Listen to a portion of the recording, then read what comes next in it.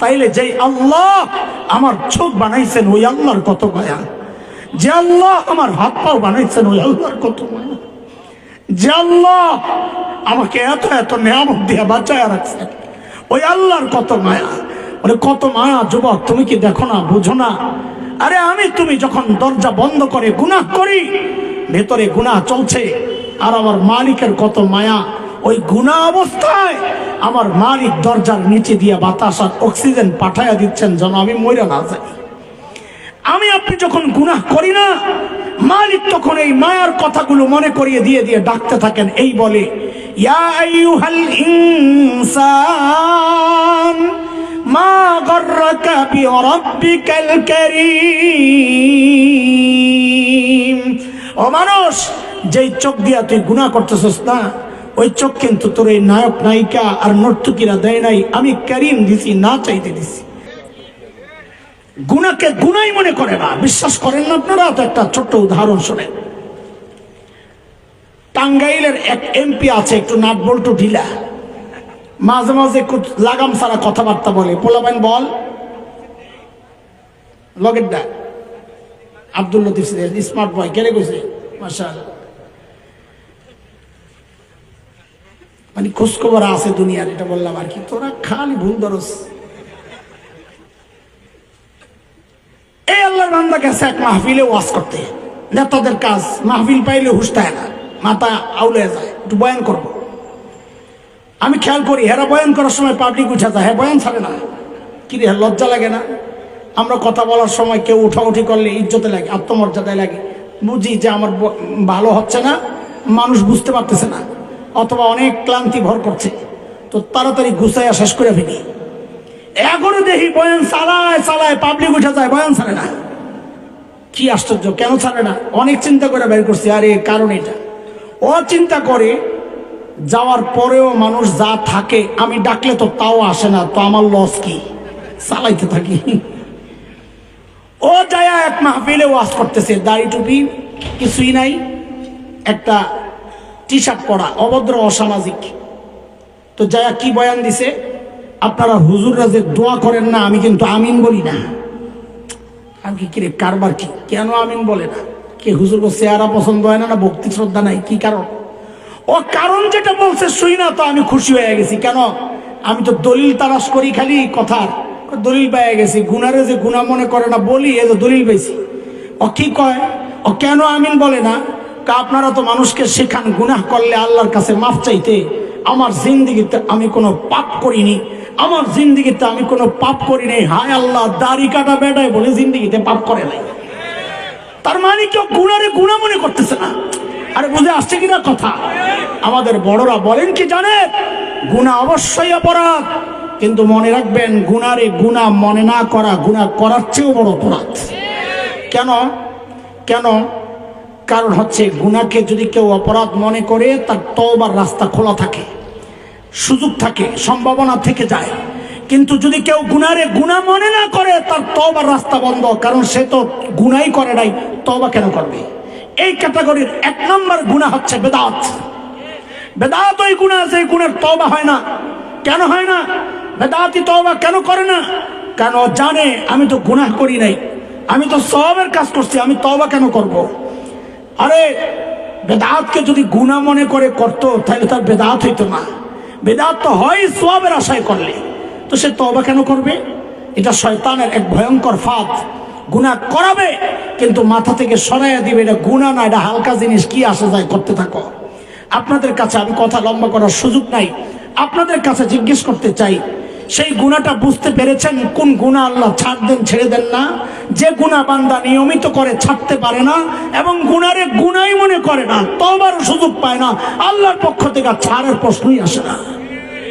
কথা বুঝাইতে পারছি আপনাদেরকে? এই গুনাহ আমি তো ছাড়তে চাই ইনশাআল্লাহ তাআলা। শুধু এই গুনাহ না, সমস্ত গুনাহ আমি ছাড়তে চাই। আপনাকেও কি অবস্থা? ও হাত উঠাইছে? আচ্ছা ঠিক আছে। আমার একটা রোগ আছে, রোগ আমি আমাকেই বলতেছি। আমার সমস্যা হচ্ছে গুনাহ ছাড়তে চাই কিন্তু ছাড়তে পারি না। এই সমস্যা তো হেতিমগঞ্জ না? হেতিমগঞ্জে তো নাই, কি বলে, আছে নাকি? দুই চারজন বলতেছে, বাকিরা কয় কি বলবো বুঝতেছি না।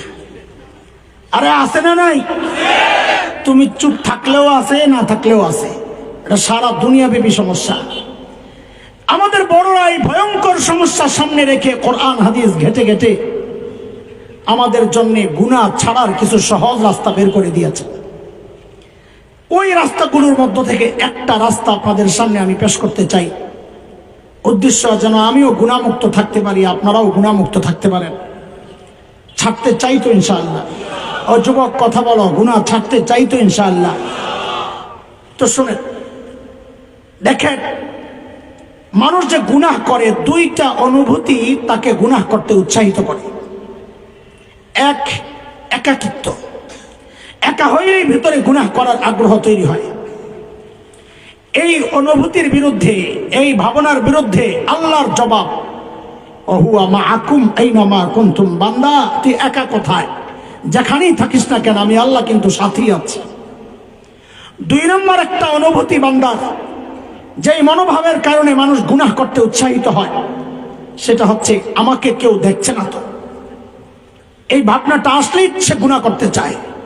এই ভাবনার বিরুদ্ধে আল্লাহর জবাব, আলাম ইয়ালাম বিআন্নাল্লাহ ইয়ারা। ও জানে না আমি যে তাকায় আছি, দেখে না মানি, কেউ দেখে না মানি?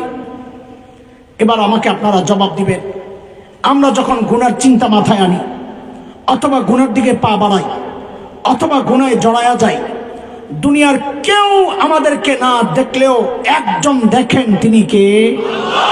আর একটু জোরে সরে বলি, কথা ঠিক আছে, কিন্তু এই জায়গায় আমরা আল্লাহ না বলে অন্য একটা শব্দ বলবো। কি বলবো?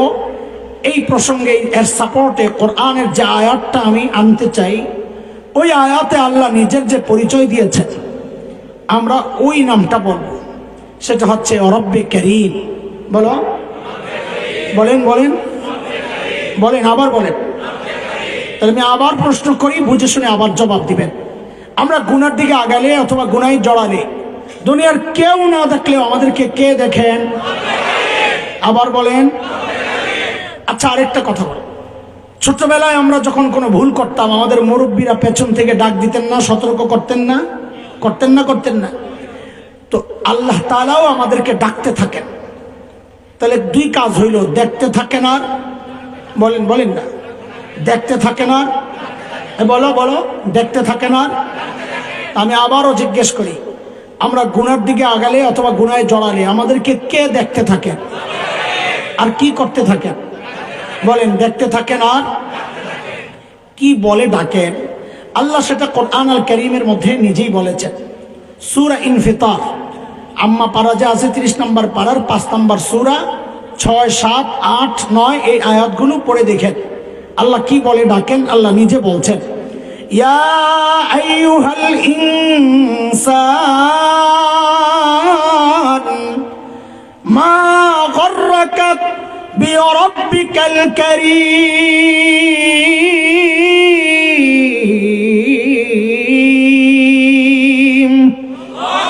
ও মানুষ, ওই কারীম রবের ব্যাপারে তোমাকে কে ধোকায় ফেল? আরে কার কাছ থেকে কি পেয়ে তুমি তোমার কারীম রব ভুলে গেলা? ডাক্তার ওজনটা কত, এটা এখনো আমরা উপলব্ধি করতে পারি নাই। কিছু শব্দের ব্যাখ্যা একটু বুঝলে আশা করি ওজনটাও বুঝবো ইনশাআল্লাহ। আমাদেরকে কে দেখেন যেন? আবার বলেন। এখানে দুইটা শব্দ, মনোযোগ মনোযোগ, পুরো মনোযোগ চাই। কয় শব্দ? এক হচ্ছে কারীম, আরেক হচ্ছে রব। বলেন, এক হচ্ছে আরেক হচ্ছে। আরবিতে কারীম কাকে বলে, রব কাকে বলে? কারীম বলে ওই দাতাকে যিনি না চাইতেই দেন। বলেন, যিনি। এই চোখটা চায়া পাইছি না, না চাই? কান, জিভটা, হাত পা। আচ্ছা একবারে জবাব দেন তো, আমার শরীরের কোন অঙ্গটা আমি আল্লাহর কাছ থেকে চায়া পাইছি? বলেন বলেন, কোনটা পাইছি? একটাও না। সব না চাইতেই যিনি দিয়েছেন তাকে বলে কারীম। কি বলে? দেওয়ার পর সেগুলোকে লালন পালন করেছেন, পরিচর্যা করেছেন, বাঁচিয়ে রেখেছেন, নিরাপত্তা দিয়েছেন, সুরক্ষা হেফাজত করেছেন, যিনি, তার নাম রব। তার নাম। ডাক্তার ওজনটা বোঝার জন্য একটা উদাহরণ বোঝেন, আশা করি ডাক্তার ওজনটা পুরা বুঝে আসবে ইনশাআল্লাহ। আচ্ছা বলেন তো, মানুষের মধ্যে আমাদেরকে সবচাইতে বেশি ভালোবাসেন যিনি, সেই মানুষটাকে? আর একটু জোরে সবাই বলেন না।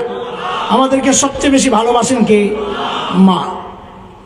আরে মার কলিজায় যে কত দরদ আর মমতা আর মায়া আর ভালোবাসা, এটা মা ছাড়া, আর মাকে যে আল্লাহ বানিয়েছেন তিনি ছাড়া দুনিয়ার কেউ জানে না, ঠিক কিনা বলেন?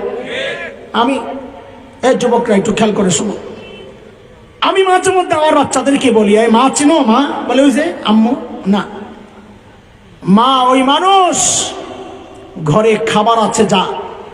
মা যদি মনে করেন এখান থেকে আমি যদি একটু খাই তো আমার বাচ্চারা পেট পুরে খেতে পারবে না, মা ওই মানুষ নিজের প্রচন্ড ক্ষুধাটা পেটে নিয়ে ওই মুহূর্তে একটা অভিনয় করে বলবেন কি, আম্মুর ভাল লাগছে না, বমি বমি লাগছে, তোমরা খায় নাও, আম্মু খাবো না।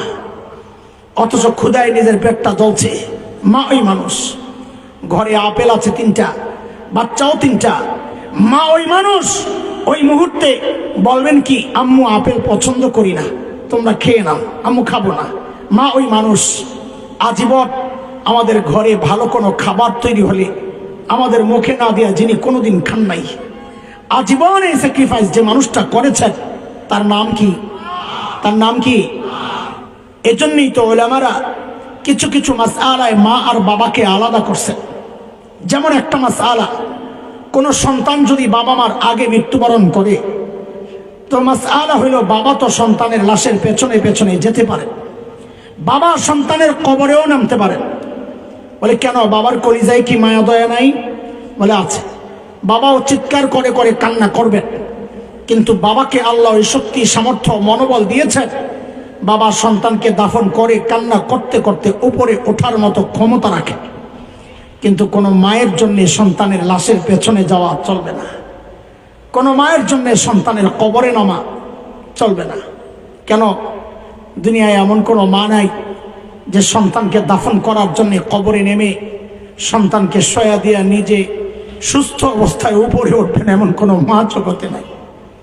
সন্তানকে শোয়া নিজেও লাশ হইয়া শুয়ে পড়বেন। এরে দোস্ত, বন্ধু, ভাই আমার, আমি ছোট্ট করে জিজ্ঞেস করি, এই যে মার কলিজায় এত দরদ আর মমতা আর মায়া আর ভালোবাসা, কারণটা কি? মা আমার একটা চোখ বানাইছেন, সেই জন্যে। বলেন, একটা হাত বানাইছেন, একটা পা, কিছু আঙ্গুল, একবারে বলে ফেলেন তো, মা আমার শরীরের কি বানাইছেন? বলেন, কি বানাইছেন? কিছুই না, কিছুই না। আরে বলেন, কিছুই না। অল্প কয়েকদিন ভাড়াটিয়ার মতো পেটে ধারণ করেছে, হওয়ার পরে লালন করেছে, তাতেই মার কলিজায় এত মায়া। মা আমার কিচ্ছু বানান নাই, মা আমার কিচ্ছু বানান নাই, তাতেই মার কলিজায় এত মায়া। আহ আহ তাইলে যেই আল্লাহ আমার চোখ বানাইছেন ওই আল্লাহর কত মায়া, যে আল্লাহ আমার হাত পাও বানাইছেন ওই আল্লাহর কত মায়া, যে আল্লাহ আমাকে এত এত নিয়ামত দিয়ে বাঁচায় রাখছেন ওই আল্লাহর কত মায়া। বলে কত মায়া যুবক, তুমি কি দেখো না, বুঝো না? আরে আমি তুমি যখন দরজা বন্ধ করে গুনাহ করি, ভেতরে গুনাহ চলছে, আর আমার মালিকের কত মায়া, ওই গুনাহ অবস্থায় আমার মালিক দরজার নিচে দিয়ে বাতাস আর অক্সিজেন পাঠাইয়া দিচ্ছেন যেন আমি মইরা না যাই। আমি আপনি যখন গুনাহ করি না, মালিক তখন এই মায়ার কথাগুলো মনে করিয়ে দিয়ে দিয়ে ডাকতে থাকেন, এই বলে, ইয়া আইয়ুহাল ইনসান মা গাররাকা বিরাব্বিকাল কারীম। ও মানুষ, যেই চোখ দিয়া তুই গুনাহ করতেছস না, ওই চোখ কিন্তু তোর এই নায়ক নায়িকা আর নর্তকীরা দেয় নাই, আমি কারীম দিছি, না চাইতে দিছি। আর যে কান দিয়া তুই গুনাহ করতেছস, ওই কান কিন্তু তোর গায়ক গায়িকা দেয় নাই, আমি কারীম দিছি, না চাইতে দিছি। আমার দেওয়া নিয়ামত দিয়া তুই আমার নাফরমানি করতেছস কেন রে? মা গাররাকা বিরাব্বিকাল কারীম।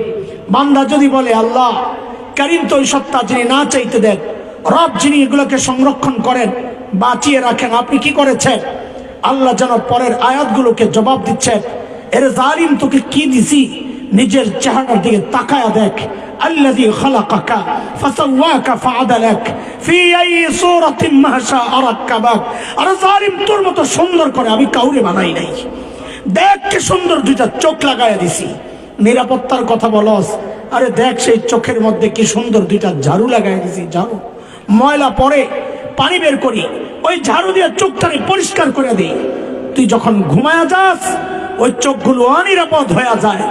আমি আল্লাহ রব নিজ দায়িত্বে ওই চোখগুলার উপরে একটা ঢাকনা লাগাইয়া দিই, শাটার লাগাইয়া দিই, চোখগুলারে নিরাপদ করে দিই।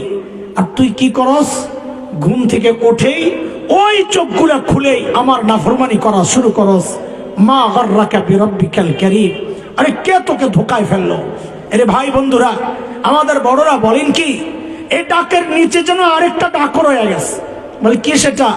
আল্লাহ যেন বলছেন, এরে বান্দা, তোর ছোট্ট বাচ্চাটা তাকায়া থাকলে তুই গুনাহ করস না, তোর লজ্জা লাগে? তোর বাবা মা তাকায়া থাকলে তুই গুনাহ করস না, তোর লজ্জা লাগে? তোর মা বাবা তাকায়া থাকলে তুই গুনাহ করস না, তোর লজ্জা লাগে? আর আমি করিম রব বলতেছি, আমি তাকায়া তাকায়া তোকে ডাকতেছি, তাও তুই গুনাহ ছাড়স না। কিরে বান্দা, আরে কি হয়ে গেল তোর? আমার দাম বুঝি তোর কাছে ওই বাচ্চাটার চেয়ে কমে গেল? আমার দাম বুঝি তোর কাছে আমার মাখলুকের চেয়ে কমে গেল? ওরা তাকায়া থাকলে তুই গুনাহ করস না, আর আমি তাকায়া তাকায়া ডাকতেছি, তাও তুই গুনাহ ছাড়স না। মা গররাকা বিরব্বিকাল কারীম। এরে যুবক, এরে বাবা, এরে ভাই আমার, এ মা, গুনাহ করার আগে অথবা সময় এই অনুভূতিটা যদি দিল আর দিমাগের মধ্যে বসানো যায় যে আমি যে গুনার দিকে আগাইতেছি না, এই মুহূর্তে আল্লাহ আমাকে ডাকতেছেন, করিম রব ডাকতেছেন, এই যেই পাও দিয়ে আগাইতেছস ওই পাওটি আমার দেওয়া, যেই হাত দিয়া ধরতেছস ওই হাতটা আমার দেওয়া, যেই চোখ দিয়া তাকাইতেছস ওই চোখটা আমার দেওয়া, যে কান দিয়া শুনতেছস ওই কানটা আমার দেওয়া, যেই পয়সা খরচ করছস ওইটা আমার দেওয়া। আমার দেওয়া এই নিয়ামত দিয়ে তুই আমার নাফরমানি করতেছস। মা গররাকা বিরব্বিকাল কারীম। আল্লাহ তাআলা আমাদেরকে গুনাহ থেকে বাঁচার তৌফিক দেন।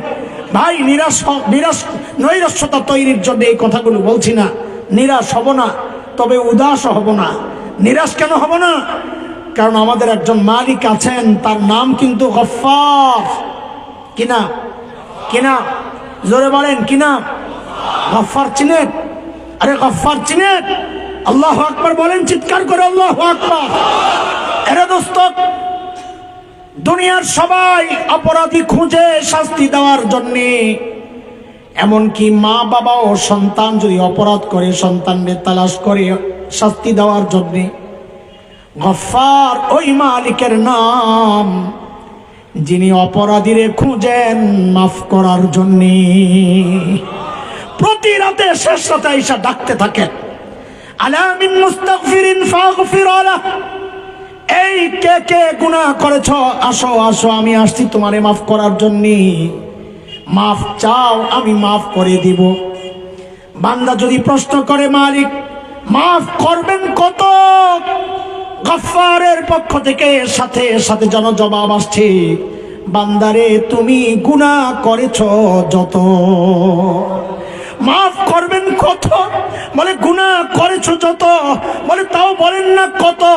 আল্লাহ নিজে বলেন হাদিসে কুদসি, আল্লাহ বলেন, বান্দার গুনার পরিমাণ যদি সারা দুনিয়া ভরতে ভরতে ভরতে ভরতে সেই সুদূর আসমানে যায়া লাগে, তো আল্লাহ বলেন, লা উবালি লা উবালি, আমার কোনো পরোয়া নাই। বান্দা যদি মাফ চায়, আমি আল্লাহর সাথে সাথে তার সব গুনাহ মাফ করে দিব। মাফ চাইবো তো ইনশাআল্লাহ, গুনাহ ছাড়বো তো ইনশাআল্লাহ। আল্লাহ তাআলা আমাদেরকে সব রকমের গুনাহ বুঝানোর জন্য আমরা ভাগ করছি। কয় ভাগ করছিলাম? 3 ভাগ। 3 ভাগ গুনাহ। গুনাহ 5টা তো গুনাহ দেখাইছে, এই গুনাহগুলা 3 নম্বর প্রকারের গুনাহ, কিন্তু টোটাল ভাগ করছি 3টা। বহু গুনাহ আল্লাহ এমনি মাফ করে দেন, বহু গুনাহ নেক আমলের দ্বারা মিটাইয়া দেন, বহু গুনাহ আল্লাহ ছাড় দেন কিন্তু ছেড়ে দেন না। আমরা ছাড়ার ক্ষেত্রে ভাগ করব না, বুঝার জন্য ভাগ করছি। ছাড়ার ক্ষেত্রে কোনো ভাগ করব না। গুনাহ যত ছোটই হোক আমরা করব না, এটা হচ্ছে আমাদের আজকের প্রতিজ্ঞা ইনশাআল্লাহ। 2টা প্রতিজ্ঞা করি, বলি ইনশাআল্লাহ। কি? নেকি। নেকি বলেন আমার সাথে, নেকি যতই ছোট হোক ছাড়ব না, গুনাহ যতই ছোট হোক করব না ইনশাআল্লাহ। ইনশাআল্লাহ। আবার বলি, নেকি যতই ছোট হোক ছাড়ব না, বলেন ইনশাআল্লাহ। গুনাহ যতই ছোট হোক, বলেন বলেন বাকিরা, ইনশাআল্লাহ। এইটা ছিল সাহাবী জিন্দেগি, এটা ছিল সাহাবীদের জিন্দেগিটাই ছিল এমন, আমাদের আকাবির আসলাফের জিন্দেগিটাই ছিল এমন, উলামায়ে দেওবন্দের জিন্দেগিটাই ছিল এমন। নেকি তারা যতই ছোট হোক ছাড়তেন না, গুনাহ যতই ছোট হোক করতেন না। এই চেতনা, এই অভ্যাস যে তৈরি করতে পারবে, ইনশাআল্লাহ সেই সাহাবীদের সাথেই তার হাসর হবে ইনশাআল্লাহ। আল্লাহ তাআলা আমাদেরকে কবুল করে।